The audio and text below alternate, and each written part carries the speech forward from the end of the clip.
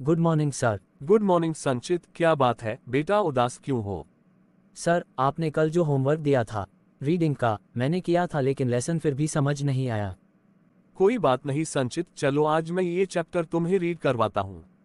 Okay Puneet sir. तो चलिए शुरू करते हैं आज का lesson contacts with distant lands. पहले हम लेसन में दिए गए इंट्रोडक्शन को रीड आउट करेंगे। मौर्य साम्राज्य के अंत के बाद उत्तर भारत में कई महत्वपूर्ण विकास हुए। मौर्य शासकों के उत्तराधिकारी शुंग और कण्व थे। ईसा पूर्व दूसरी शताब्दी से विदेशी आक्रमणों का सिलसिला शुरू हुआ। ये विदेशी इंडो ग्रीक, पार्थियन, शक और कुषाण थे। उन्होंने न केवल हमारी संस्कृति को नए विचारों से समृद्ध किया बल्कि भारतीय रीति रिवाजों और धर्मों को भी अपनाया। उन्होंने भारत के सामाजिक, राजनीतिक और सांस्कृतिक परिदृश्य को बड़े पैमाने पर प्रभावित किया। सर, इंट्रोडक्शन में एक वर्ड है इंडो ग्रीक। आखिर ये इंडो ग्रीक कौन थे? इनके बारे में थोड़ा डिटेल में बताएं। भारत पर सबसे पहले आक्रमण करने वाले यूनानी थे, जिन्हें इंडो यूनानी या बैक्ट्रियन यूनानी कहा जाता है। मौर्य साम्राज्य के पतन के साथ उन्होंने पंजाब, दक्षिणी अफगानिस्तान और सिंधु घाटी पर विजय प्राप्त की और उत्तर पश्चिमी भारत में एक राज्य स्थापित किया। सबसे प्रसिद्ध इंडो ग्रीक शासक मिनांडर था। उन्हें मिलिंडा नाम से भी जाना जाता है। उनकी राजधानी पंजाब के सकल, जिसे आज के समय सियालकोट कहा जाता है, को बनाया। उन्हें नागसेन द्वारा बौद्ध धर्म में परिवर्तित किया गया था, जिन्हें नागार्जुन के नाम से भी जाना जाता है। मिनांडर ने नागसेन से बौद्ध धर्म से संबंधित कई प्रश्न पूछे। इन प्रश्नों और नागसेना के उत्तरों को एक पुस्तक के रूप में दर्ज किया गया, जिसे मिलिंडा पान्होक के नाम से जाना जाता है, जिसका अर्थ है मेलिंडा के प्रश्न।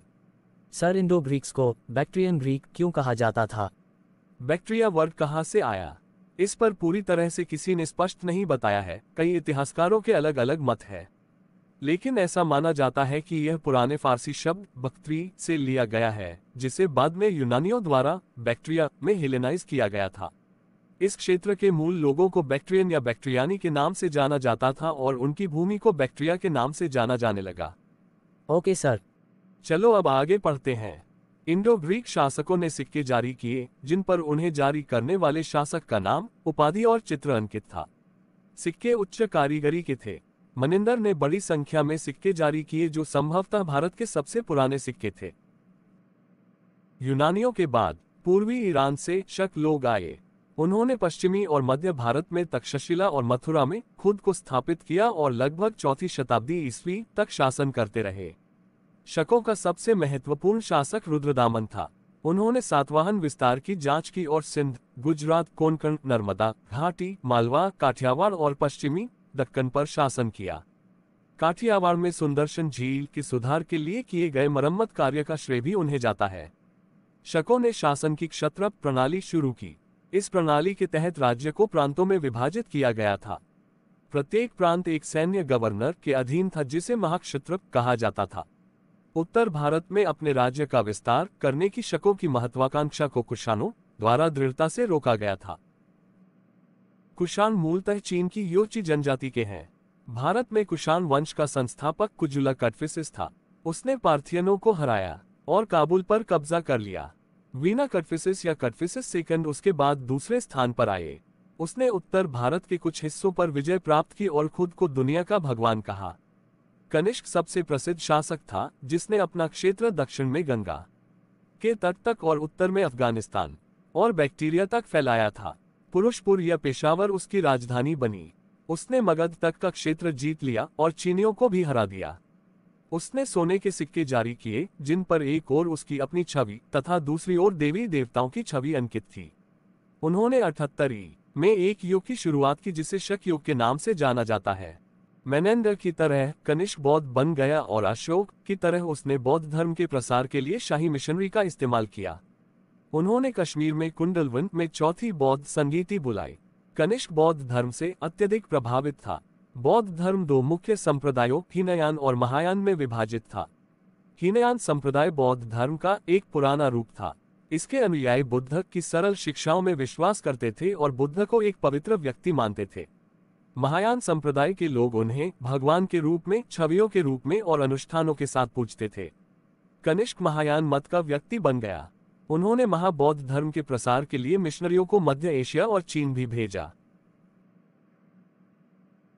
कनिष्क कला का एक उदार नमूना था। उन्होंने पेशावर में लगभग 120 मीटर ऊंची एक ऊंची मीनार बनवाई।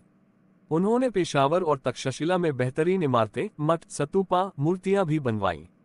उन्होंने अपनी इमारतें बनाने के लिए ग्रीक और रोमन कलाकारों को नियुक्त किया। इन कलाकारों ने बड़ी संख्या में भगवान बुद्ध की प्रतिमाएं बनाईं। इस प्रकार उत्तर पश्चिम में गांधार प्रांत में कला का एक नया विद्यालय विकसित हुआ। इसे गांधार कला विद्यालय के नाम से जाना जाने लगा। इसके मुख्य केंद्र पेशावर और तक्षशिला में थे। गांधार कला को इंडो ग्रीक या ग्रीको बौद्ध भी कहा जाता है, क्योंकि कला की ग्रीक शैली बौद्ध विषयों पर लागू की गई थी। मथुरा कला विद्यालय। इसके अलावा कनिष्क के शासनकाल के दौरान मथुरा में कला का एक और विद्यालय विकसित हुआ।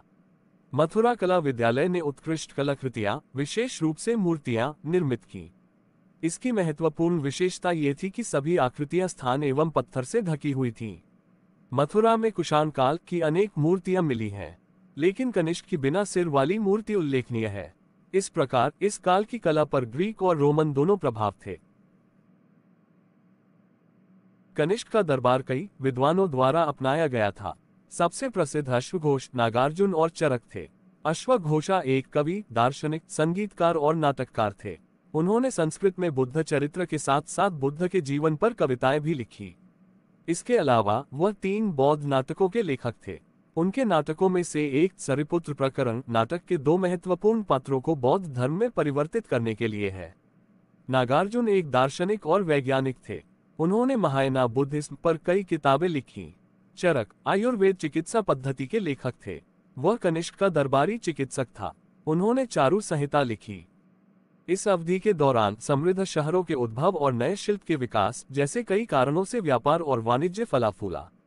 कुषाण और इंडो ग्रीक शासकों द्वारा बड़ी संख्या में सोने, चांदी और तांबे के सिक्के जारी किए गए थे। इस अवधि के दौरान भारत के पश्चिम और मध्य एशिया अर्थात रोम और चीन के साथ उत्कृष्ट व्यापारिक संबंध थे, जो सिल्क रूट माध्यम से अपनाए गए थे।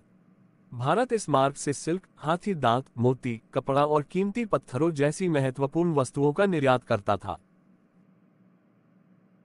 कनिष्क का उत्तराधिकार वनिष्क ने किया, जिसकी अल्प शासनकाल के बाद मृत्यु हो गई।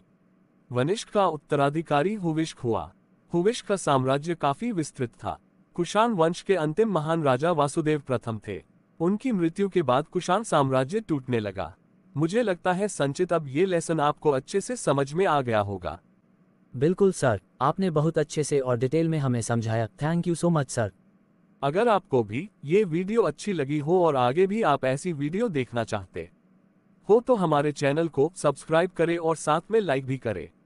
ऐसी ही इंटरेस्टिंग वीडियोस देखने के लिए हमारे साथ बने रहिए।